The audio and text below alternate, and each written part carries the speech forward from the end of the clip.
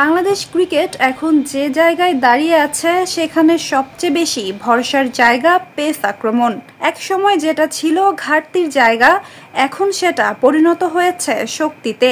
এমনকি একটা সিরিজে ৩ সংস্করণে ভিন্ন ভিন্ন পেসার খেলিয়েও দেখা যায় কয়েকজনের খেলার সুযোগ মেলে না, অথচ তারাও আন্তর্জাতিক মঞ্চে খেলার মতো প্রস্তুত। সামনে এশিয়া কাপ, এই টুর্নামেন্টকে সামনে রেখে মিরপুর শেরেবাংলা জাতীয় ক্রিকেট স্টেডিয়ামে চলছে জোর প্রস্তুতি। বিশেষ করে পেসারদের নিয়ে কাজ হচ্ছে আলাদাভাবে। Australian pace bowling coach Shaun Tait পুরো অনুশীলন সেশন জুড়ে ছিলেন ব্যস্ত।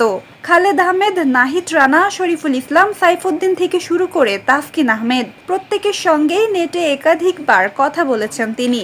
দিচ্ছিলেন নির্দিষ্ট টিপস, বলের লাইন লেন্থের পরামর্শ।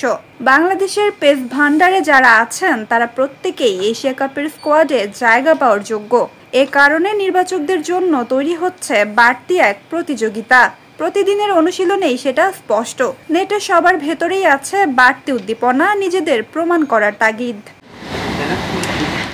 অন্যদিকে ব্যাটারদের নিয়ে কাজ করেছেন প্রধান কোচ ফিল সিমন্স ও সহকারী কোচ সালাউদ্দিন। বিশেষ করে ওপেনারদের নিয়ে ছিল আলাদা পরিকল্পনা।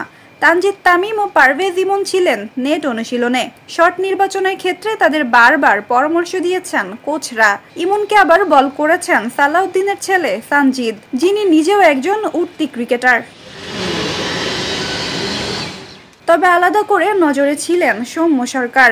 এশিয়া কাপের জন্য ব্যাকআপ ওপেনার হিসেবে তার যাওয়ার সম্ভাবনাই সবচেয়ে বেশি, তাই তাকে নিয়ে কাজ ছিল বাড়তি। দুই কোচই বেশ সময় দিয়েছেন সৌম্যকে। নেটে খেলেছেন একের পর এক শট, চেষ্টাও করেছেন নিজের পুরনো ছন্দটা খুঁজে বের করার।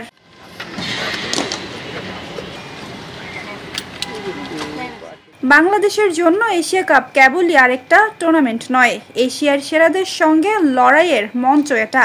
বড় টুর্নামেন্টে ব্যাটিং ধারাবাহিকতা যেমন জরুরি, তেমনি পেস আক্রমণও হতে পারে ম্যাচ জেতার অন্যতম অস্ত্র। আর সেটাই স্পষ্ট হচ্ছে মিরপুরের অনুশীলনে।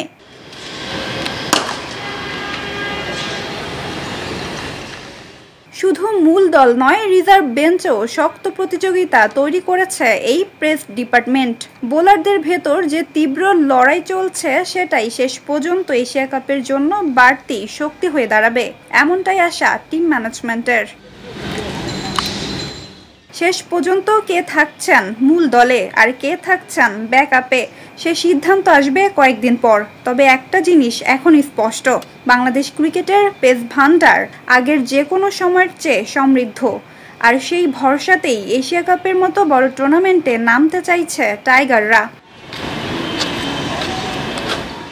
নাজিফা তাসনিম, ক্রিকেট 97।